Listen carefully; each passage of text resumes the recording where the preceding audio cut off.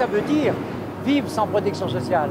Ça veut dire que lorsqu'on est malade, on ne travaille pas, donc on n'a pas de salaire. Et on fait comment pour vivre? Donc on vit dans la peur, dans la terreur de l'accident du travail, dans la peur de la maladie. Et ici, à quelques pas, un ouvrier me racontait que dans les années 38, alors qu'il était ouvrier paysan, il avait été obligé de vendre 2 vaches, il en avait 3, pour pouvoir opérer son fils de l'appendicite.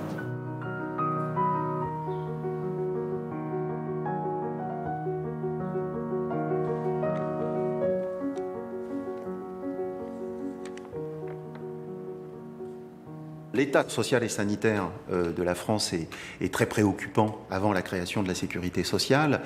Alors pour pallier cet état, on voit émerger des initiatives patronales pour garantir un revenu en cas de maladie ou garantir des soins. C'est aussi des initiatives plus internes à la classe ouvrière, avec des sociétés de secours mutuels qui sont très mal vues à l'époque parce que on y voit le ferment d'une subversion socialiste ou communiste, c'est-à-dire d'une classe ouvrière qui s'auto-organise. Et puis, petit à petit, le gouvernement commence à être de plus en plus volontaire et on met en place, dans les années 1928-1930, les premières assurances sociales obligatoires, alors une mise en place qui a été conflictuelle. Et donc, il s'agit d'obliger des ouvriers qui sont en grande précarité à cotiser à ces caisses. Donc, bien évidemment, l'essentiel de la population n'est pas concerné par ces premières assurances sociales obligatoires. C'est 4% la part salariale et 4% pour la part patronale. Et déjà donc à l'époque, les patrons s'inquiètent du renchérissement du coût du travail par rapport à un marché du travail purement libéral et menacent déjà de délocaliser dans les colonies en disant finalement on trouvera là-bas du travail bien moins cher.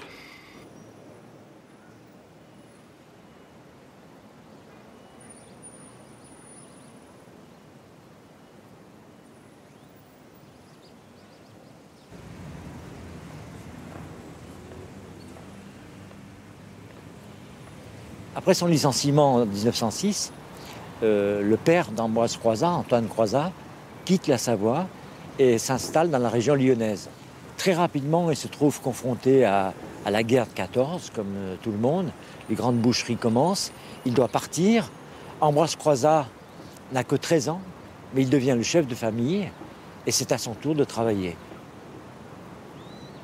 Là, il s'embauche comme aide-ajusteur, un petit poste dans une entreprise métallurgique à Vèze. 3 jours après son embauche, il adhère à la CGT. Il monte dans l'échelle syndicale. En 1927, il est secrétaire de la Fédération CGTU des métaux. Il est donc à Paris, il est permanent.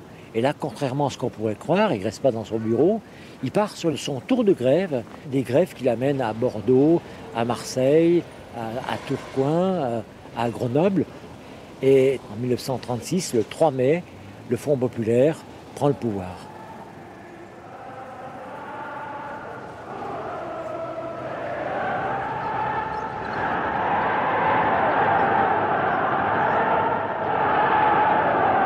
Le nombre des députés communistes est passé de 7, si je me rappelle bien, à 72.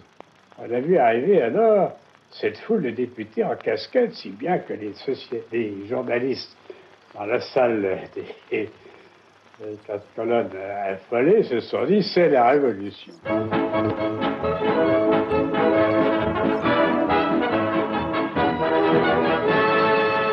Voici messieurs Paul Reynaud, Candace, 4 élus communistes, Croizat, Martel, Ramette et Devers.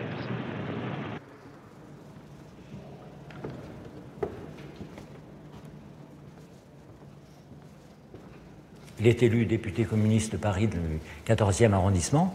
On le retrouve dans la grève qui allume cet immense brasier du Front populaire. Donc on voit bien un homme qui est à la fois sur le terrain, à l'écoute des revendications, et à l'Assemblée pour transformer ces revendications en loi.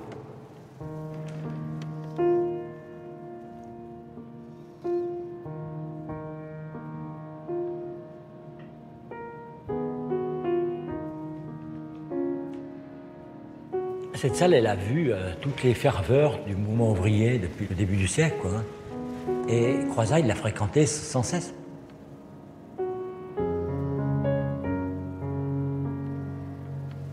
Je suis exactement à sa place. Donc c'est plutôt impressionnant.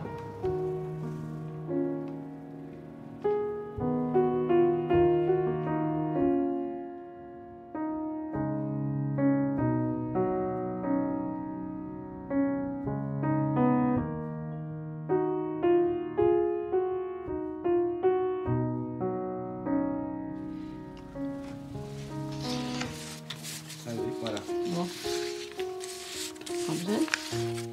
C'est une fleur ou toi, là, je vois pas? Non, c'est bien moi, là. Oui. Donc, il y a ma tante, papa, papa. Ah, puis alors, oui, mon grand-père et ma grand-mère Je pense que c'est la maternelle. dernière photo où vous voilà. êtes ensemble, là. C'était mieux, voilà. Tu reconnais quand même ton visage, là, un peu. Oh, c'est en ma petite bouille, là.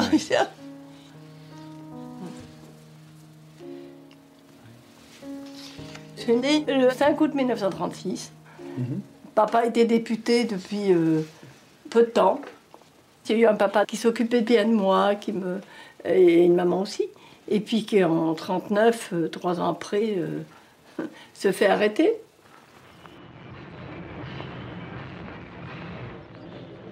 Monsieur Molotov et sa suite arrivent au château de Bellevue, demeure berlinoise des hôtes d'honneur du Reich. Un entretien a lieu tout d'abord avec monsieur von Ribbentrop. Ce premier contact prouve non seulement la réalité des rapports germano-russes, mais il annonce aussi leur consolidation.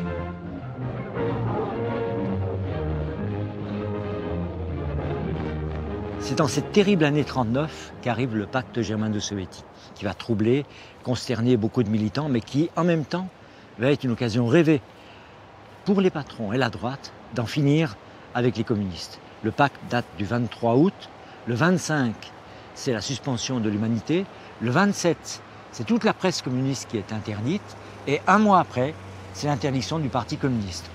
Dans ce climat de chasse et d'hystérie, Ambroise Croizat est arrêté sur le parvis de l'Assemblée nationale avec 35 autres députés communistes. D'habitude, maman descendait avec lui jusque devant la porte. Et ce jour-là, comme par hasard, il ne veut pas qu'elle vienne. Mais papa rentrera pas.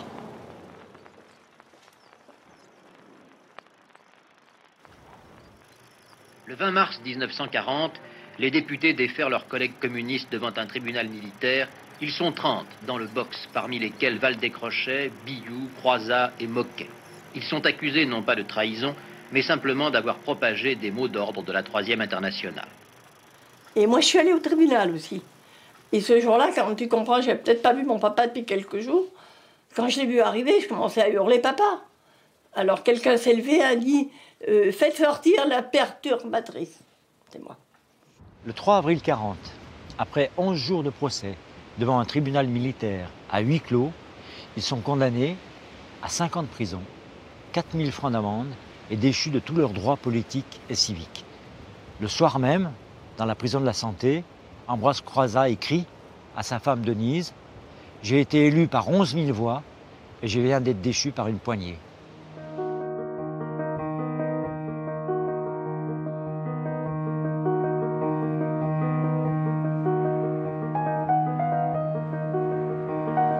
Ils vont rester à la prison de la Santé jusqu'au 18 mai 40.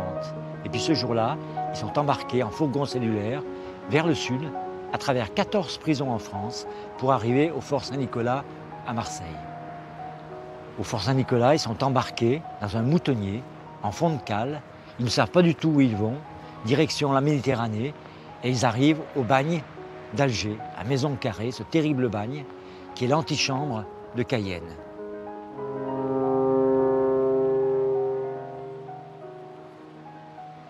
Là, ils vont y croupir 2 ans, entre le travail forcé, la dysenterie, les coups, les simulacres d'exécution. On n'a plus de moyens d'existence, ça veut dire que on ne pouvait plus aller à l'école parce qu'il n'y avait plus de chaussures aux pieds. Il y avait vraiment des problèmes, par exemple le charbon pour chauffer. On avait bien des tickets de charbon, mais on n'avait plus l'argent pour l'acheter. Par la suite, on va avoir un mandat d'arrêt contre nous. Je suis révoltée encore maintenant, à mon âge. je vais t'expliquer, j'en veux à tous ces gens qui l'ont emmené, qui lui ont fait faire une vie comme ça. Personne, à mon avis, a des hommes qui n'avaient rien fait, hein, qui étaient des hommes qui voulaient qui voulaient aider les autres. Ils ne voulaient pas, bon, parce qu'ils étaient où? Ils étaient bons, ils faisaient de la politique ou du syndicalisme. Mais c'était vraiment, bien souvent, des hommes un peu exceptionnels quand même.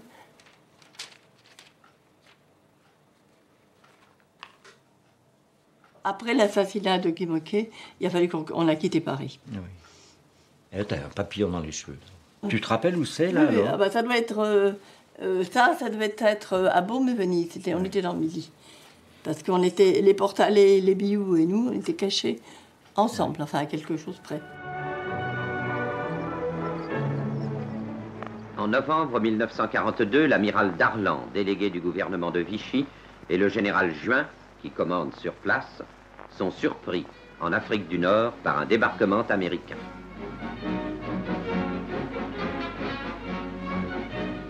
Les députés communistes pensent être libérés, mais il faudra qu'ils attendent encore 3 mois avant de l'être, et encore sous conditions politiques. On leur dit, on vous libère, mais vous ne faites rien, évidemment, ils ne vont pas suivre la consigne. En juin 1943, le général de Gaulle crée à Alger le Comité français de libération nationale. Il s'entoure d'une assemblée consultative dans laquelle Ambroise Croizat va être désigné par la CGT clandestine président de la commission du travail. Et c'est sur les bancs de cette assemblée, avec d'autres députés, parlementaires, résistants, que vont mûrir les grandes inventions sociales de la libération. Pendant ce temps-là, sur le sol français, le Conseil national de la résistance rédige un programme dans lequel est stipulé que devra naître un plan complet de sécurité sociale. Et c'est Ambroise Croizat, à la Libération, qui sera chargé de l'appliquer. En août 1944, il rentre en France sur le croiseur Jeanne d'Arc. Maman, elle me dit, dis donc, et si je te ramenais ton papa? Tu te rends compte? Si je te ramenais ton papa? Oh. Bon, je crois que ça a été alors lui, à ce moment-là, il est sorti de voiture. Et puis j'ai collé à mon père après. Je n'ai plus jamais enfin, le temps que j'ai pu la voir, j'en ai profité. C'est la plus belle chose que je me souviens, c'est d'avoir récupéré mon papa d'une gentillesse, absolument extraordinaire. J'étais la plus heureuse des petites filles. Hein. Mais j'étais collante, j'étais genre collante. Là, on le voit, là, que je suis collante. On le voit en photo.